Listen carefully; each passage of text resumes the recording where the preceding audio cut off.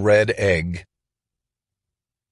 The farm extension of the college, now a little college itself, was clustered at the west end of a town called Putatoy, west of the North Lung River on the banks of Puta Creek, a lively brook pouring out of the coastal range and creating a riverine gallery of oaks and brush on an alluvial berm just a few hands higher than the rest of the valley.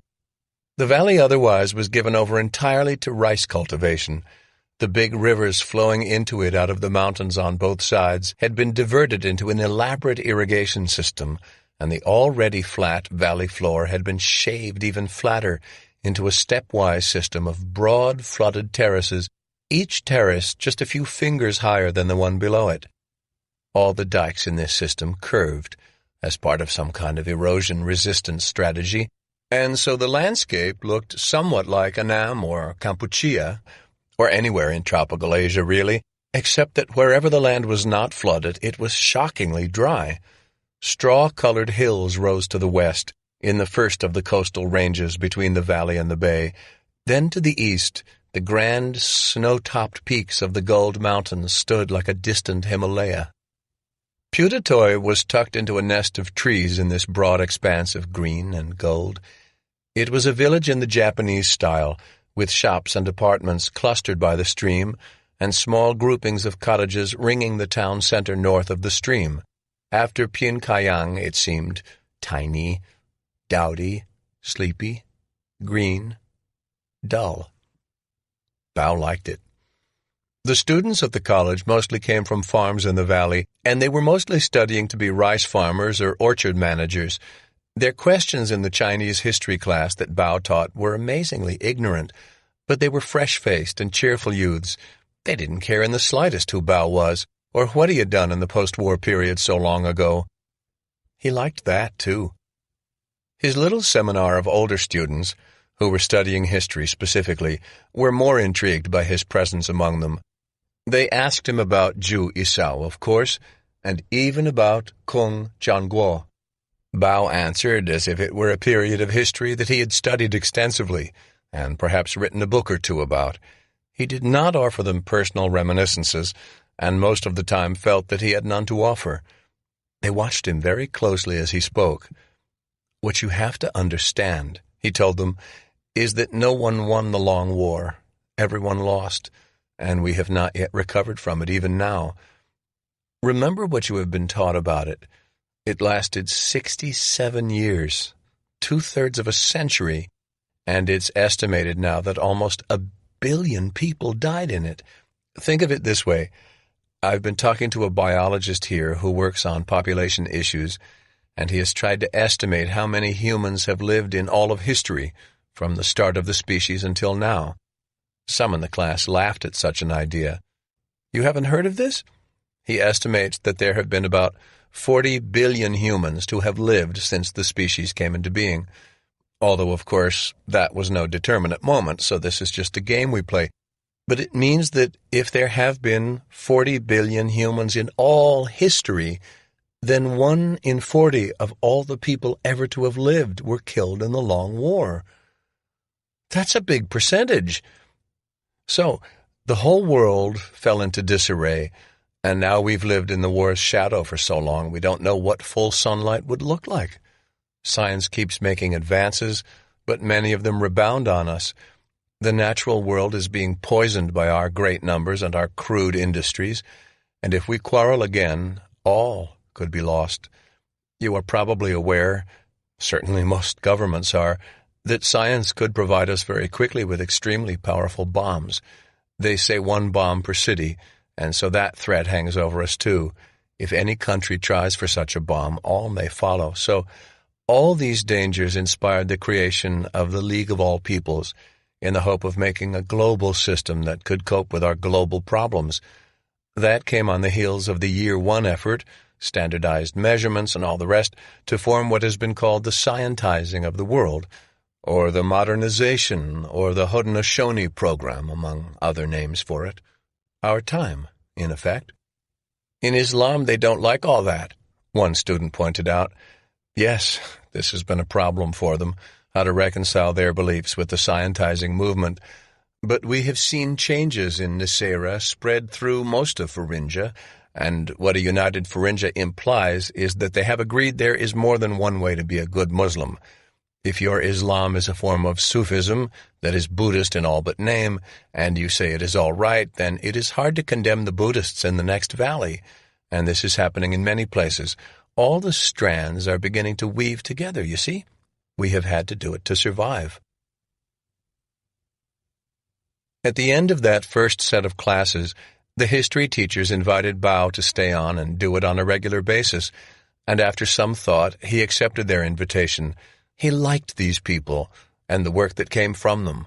The bulk of the college's efforts had to do with growing more food, with fitting people into the natural systems of the earth less clumsily. History was part of this, and the history teachers were friendly. Also, a single woman his age, a lecturer in linguistics, had been particularly friendly through the time of his stay. They had eaten quite a few meals together and gotten into the habit of meeting for lunch.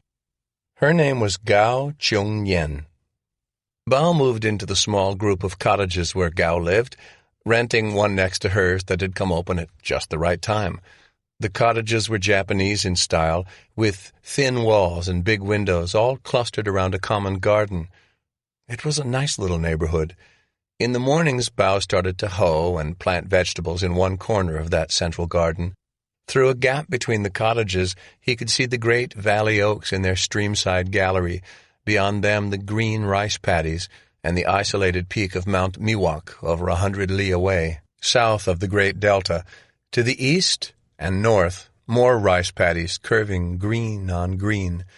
The coastal range lay to the west, the Gold Mountains to the east.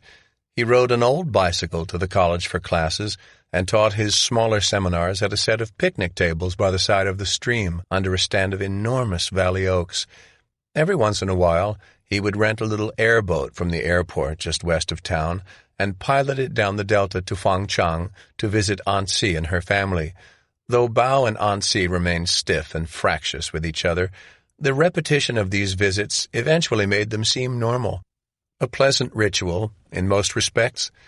They did not seem connected to his memories of the past, but an event of their own.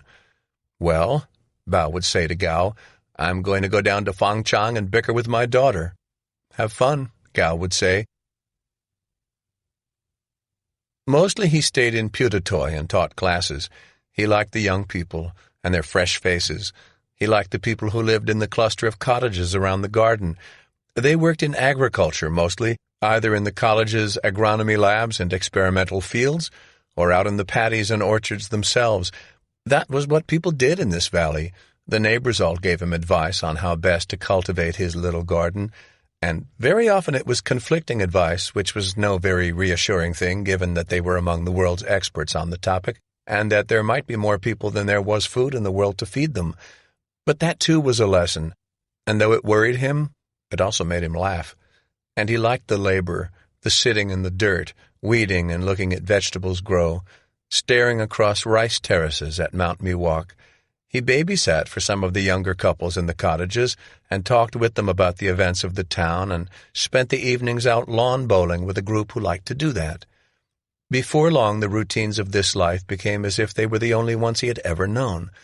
One morning, babysitting for a little girl who had caught the chicken pox, sitting by her as she lay thoughtlessly in a lukewarm oatmeal bath, stoically flicking the water with her finger and occasionally moaning like a small animal, he felt a sudden gust of happiness sweep through him, simply because he was the old widower of the neighborhood and people used him as a babysitter.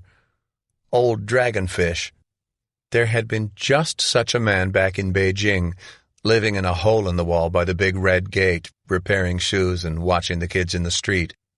The deep sense of solitude that had afflicted Bao since Pan's death began to slip away, although the people he lived among now were not Kong, nor Pan, nor Zhu Isao, not the companions of his fate, just people he had fallen in with by accident.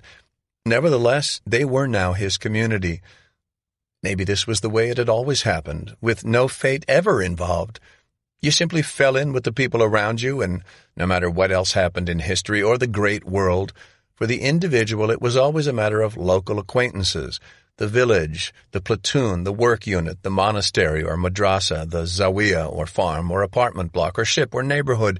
These formed the true circumference of one's world, some 20 or so speaking parts as if they were in a play together, and no doubt each cast included the same character types as in no drama or a puppet play. And so now he was the old widower, the babysitter, the broken-down old bureaucrat poet, drinking wine by the stream and singing nostalgically at the moon, scratching with a hoe in his unproductive garden.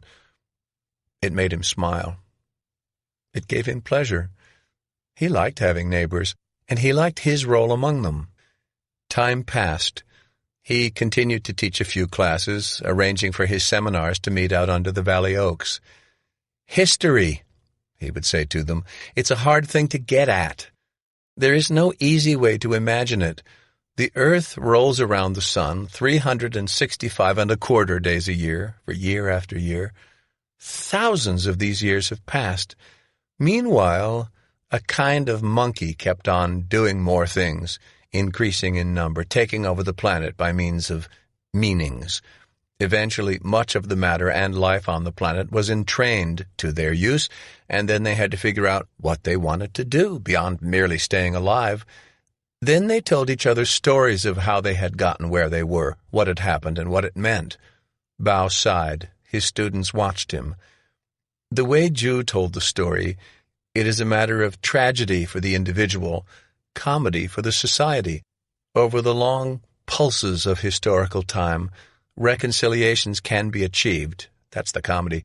But every individual meets a tragic end.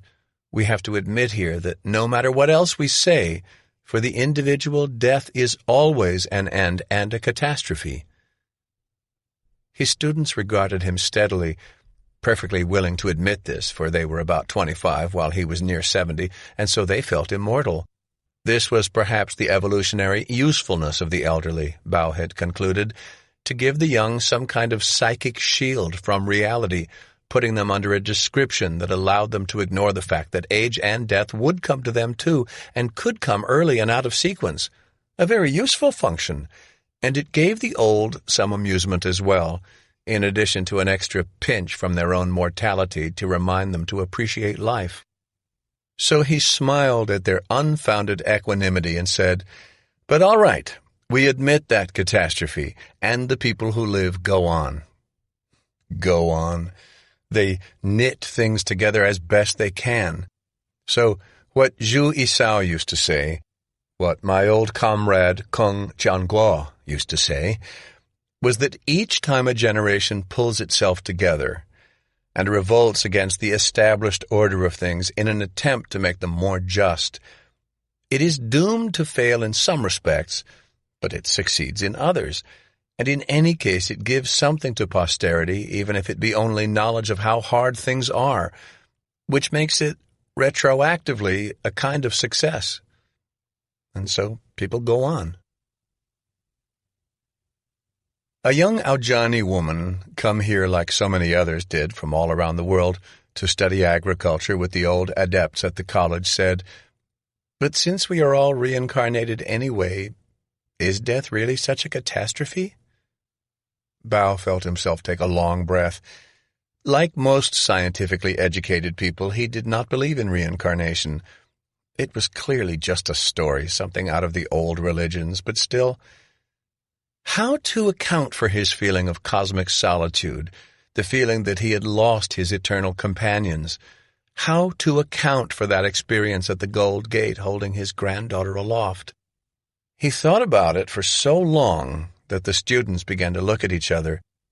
Then he said, carefully, to the young woman, "Well, let us try something. Think that there might be no bardo, no heavens or hells, no afterlife at all, no continuation of your consciousness or even your soul. Imagine all you are is an expression of your body, and when it finally succumbs to some disorder and dies, you are gone for good. Gone utterly." The girl and the others stared at him. He nodded. "Then indeed you have to think again what reincarnation might mean. For we need it. We all need it, and there might be some way to reconceptualize it so it still has meaning, even if you admit that the death of the self is real. But how? The young woman said. Well, first, of course, there are the children. We are literally reincarnated in new beings, though they are the mix of two previous beings, two beings who will live on in the twisting ladders that detach and recombine, passed on to subsequent generations. But that's not our consciousness. No, but consciousness gets reincarnated another way, when the people of the future remember us and use our language and unconsciously model their lives on ours, living out some recombination of our values and habits. We live on in the way future people think and talk. Even if things change so much that only the biological habits are the same, they are real for all that. Perhaps more real than consciousness, more rooted in reality. Remember, reincarnation means return to a new body. Some of our atoms may do that literally, one young man offered.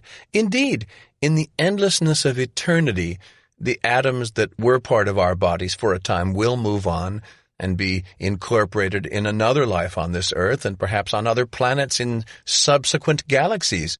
So we are diffusely reincarnate through the universe.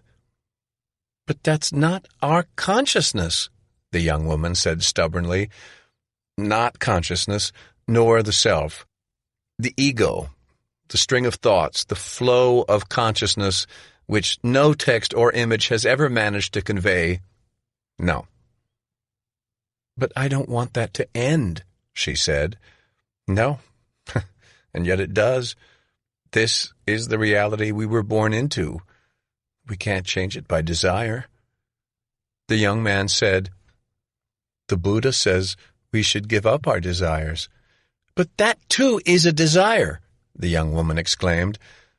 So we never really give it up, Bao agreed. What the Buddha was suggesting is impossible. Desire is life trying to continue to be life. All living things desire. Bacteria feel desire. Life is wanting. The young students thought it over. There is an age, Bao thought, remembering. There is that time in your life when you are young and everything seems possible and you want it all. You are simply bursting with desire. You make love all night because you want things so much. He said, another way of rescuing the concept of reincarnation is simply to think of the species as the organism. The organism survives and has a collective consciousness of itself. That's history or language or the twisting ladder structuring our brains. And it doesn't really matter what happens to any one cell of this body. In fact, their deaths are necessary for the body to stay healthy and go on. It's a matter of making room for new cells. And if we think of it that way, then it might increase feelings of solidarity and obligation to others.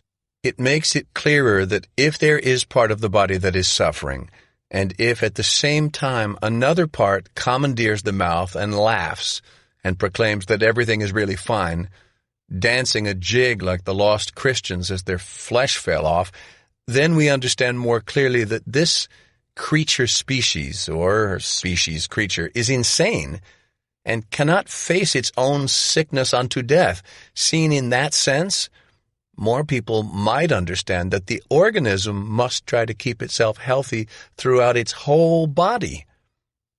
The young woman was shaking her head. But that's not reincarnation either. That's not what it means. Bao shrugged, gave up. I know what you mean, I think. It seems there should be something that endures of us, and I myself have sometimes felt things. One time, down at Gold Gate. He shook his head, but there is no way to know. Reincarnation is a story we tell. Then in the end, it's the story itself that is the reincarnation.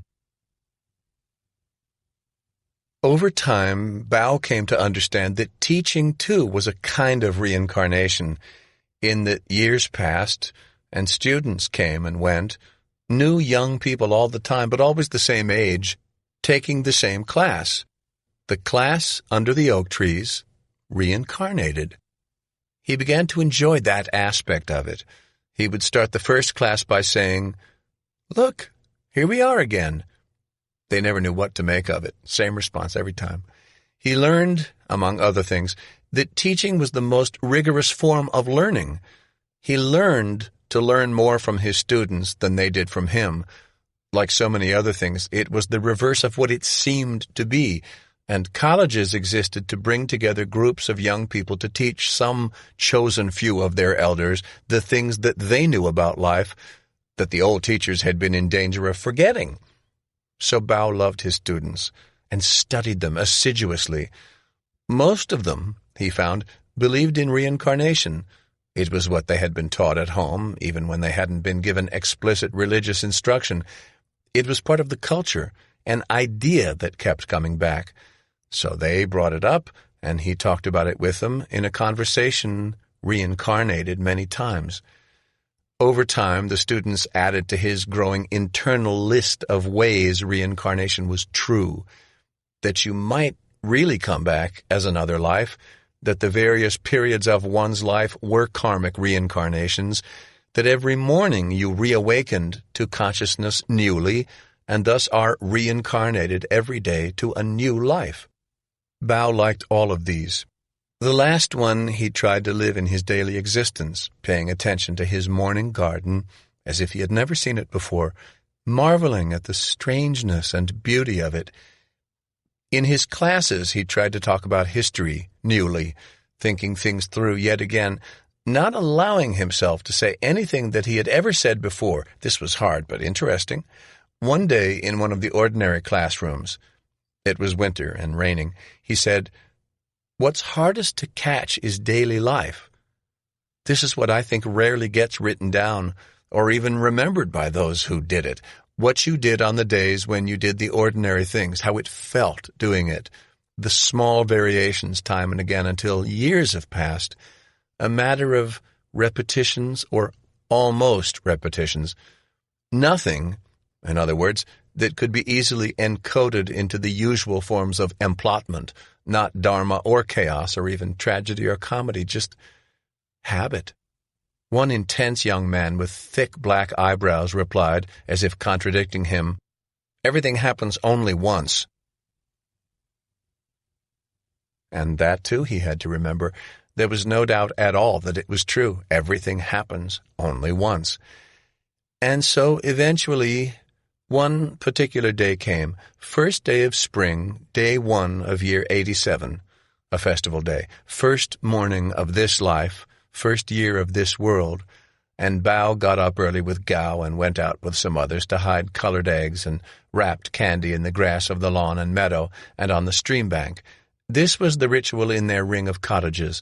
Every New Year's Day the adults would go out and hide eggs that had been colored the day before, and candy wrapped in vibrantly colored metallic wrapping, and at the appointed hour of the morning all the children of the neighborhood would be unleashed on their hunt, baskets in hand, the older ones racing forward, pouncing on finds to pile in their baskets, the youngest ones staggering dreamily from one great discovery to the next.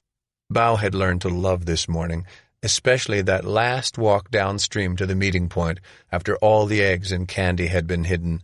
He strolled through the high, wet grass with his spectacles taken off, sometimes, so that the real flowers and their pure colors were mixed in with the artificial colors of the eggs and the candy wrappers, and the meadow and stream bank became like a painting or a dream, a hallucinated meadow and stream bank with more colors and stranger colors than any nature had ever made on her own, all dotting the omnipresent and surging, vivid green. So he made this walk again, as he had for so many years now, the sky a perfect blue above, like another colored egg over them. The air was cool, the dew heavy on the grass. His feet were wet. The glimpsed candy wrappers broke in his peripheral vision, cyanic and fuchsia and lime and copper, sparkier even than in previous years, he thought. Puta Creek was running high, purling over the salmon weirs. A doe and fawn stood in one break like statues of themselves, watching him pass. He came to the gathering place and sat to watch the kids race about in their egg hunt, shouting and squealing. He thought, if you can see that all the kids are happy, then maybe things are going to be all right after all. In any case, this hour of pleasure, the adults stood around drinking green tea and coffee, eating cakes and hard-boiled eggs, shaking hands or embracing. Happy New Year, Happy New Year. Bao sat down in a low chair to watch their faces. One of the 3-year-olds he sometimes babysat came wandering by, distracted by the contents of her wicker basket. "Look," she said when she saw him. "Egg." She plucked a red egg from her basket and shoved it in his face. He pulled back his head warily. Like many of the children in the neighborhood, this one had come into the world in the avatar of a complete maniac, and it would not be unlike her to whack him on the forehead with the egg just to see what would happen. But this morning she was serene. She merely held the egg out between them for their mutual inspection, both rapt in contemplation of it. It had been steeped in the vinegar and dye solution for a long time, and was as vividly red as the sky was blue. Red curve in a blue curve, red and blue together. "Very nice," Bao said, pulling his head back to see it better. "A red egg? That means happiness." "Egg." "Yes, that too. Red egg." "You can have it," she said to him, and put the egg in his hand. "Thank you." She wandered on. Bao looked at the egg. It was redder than he could remember the dye being, mottled in the way eggshells got when dyed, but everywhere deeply red. The breakfast party was coming to a close, the kids sitting around busily chewing some of their treasure, the adults taking the paper plates inside, all at peace. Bao wished for a second that Kung had lived to see this scene. He had fought for something like this little age of peace, fought so full of anger and hilarity. It seemed only fair that he should have gotten to see it, but fair, no. No, there would be another Kung in the village some day, perhaps that little girl, suddenly so intent and serious. Certainly they were all repeated again and again, the whole cast, in every group, a Ka and a Ba, as in old Red Ink's anthology, Ka always complaining with the caw of a crow, the cough of the cat, the cry of coyote, caw, caw, that fundamental protest, and then Ba, always Ba, the banal Ba of the water buffalo, the sound of the plow bound to the earth, the bleat of hope and fear, the bone inside, the one who missed the missing Ka and felt the loss keenly, if intermittently, distracted by life, but also the one who had to do whatever possible to keep things going in that absence. Go on. The world was changed by the Kungs, but then the Baos had to try to hold it together, buying their way along. All of them together playing their parts, performing their tasks in some dharma they never quite understood. Right now his task was to teach. Third meeting of this particular class when they began to get into things. He was looking forward to it. He took the red egg back with him to his cottage, put it on his desk.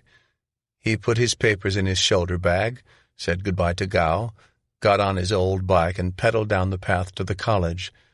The bike path followed Puta Creek, and the new leaves on the trees shaded the path so that its asphalt was still wet with dew. The flowers in the grass looked like colored eggs and candy wrappers, everything stuffed with its own color, the sky overhead unusually clear and dark for the valley, almost cobalt. The opaque water in the stream was the color of apple jade.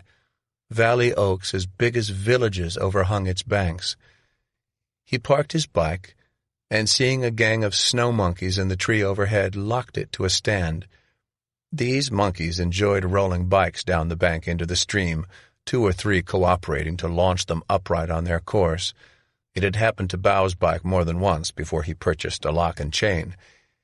He walked on, downstream to the round picnic table where he always instructed his spring classes to meet him.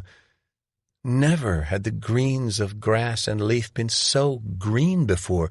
They made him a bit unsteady on his feet. He recalled the little girl and her egg, the peace of the little celebration, everyone doing what they always did on this first day. His class would be the same as well. It always came down to this.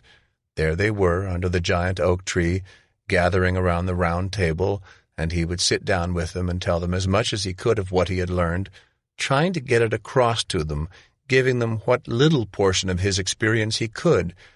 He would say to them, "Come here, sit down. I have some stories to tell about how people go on." But he was there to learn too.